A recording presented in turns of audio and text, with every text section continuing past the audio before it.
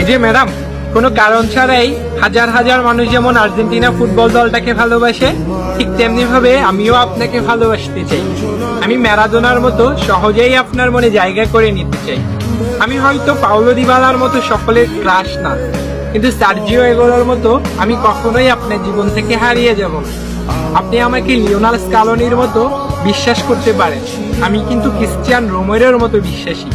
হয়তো আমি মাঝে মাঝে লাউতারো মার্টিনেজের গোল মিসের মতো ভুল করে বলবো, কিন্তু সাথে সাথে অ্যাঞ্জেল ডি মারিয়ার ফাইনালে গোল করে ম্যাজিক দেখানোর মতো ম্যাজিক দেখিয়ে আপনার মনকে খুশি করে দিই। আমি লিওনেল মেসির মতো শত অপমান সহ্য করেও বিশ্বকাপ ট্রফি পাওয়ার স্বপ্নের মতো আপনাকে পাওয়ার স্বপ্ন দেখে যাব সারা জীবন। আমি ম্যাকালিস্টারের মতো আপনার সব রাগ সহ্য করে নিব। জুলিয়ান আলভারেজের মতো আপনার হৃদয়ে আমি সহজেই জায়গা করে নিব। আমি রদ্রিগো দি পলের মতো আপনার বডিগার্ড হয়ে সবসময় আপনার পাশে থাকবো। আপনার মন খারাপ হলে আমি এমিলিয়ানো মার্টিনেজের মতো নেচে আপনার মন ভালো করে দিব। আপনাকে নিয়ে কেউ বাজে কথা বললে আমি ওতামেন্ডির মতো সাথে সাথে প্রতিশোধ নিব।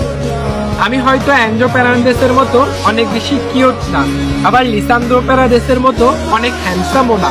আমি হয়তো পাপু গমেজের মতোই রোগা, কিন্তু বিশ্বাস করেন আমি লিসান্দ্রো মার্টিনেজের মতোই লয়াল। আর্জেন্টিনার ফ্যানরা যেমন বিশ্বকাপ ট্রফি না জিতেও আর্জেন্টিনাকে কখনো ছেড়ে যায় নাই, ঠিক তেমনি ভাবে আপনি আমাকে ভালোবাসেন আর না বাসেন, আমিও আপনাকে কখনোই ছেড়ে যাব না। লিওনেল মেসির হাতে বিশ্বকাপ ট্রফিটা দেখে ফুটবল যেমন পূর্ণতা পেয়েছে, ঠিক তেমনি ভাবে আমিও আপনাকে পেয়ে আমার জীবনের পূর্ণতা পেতে চাই।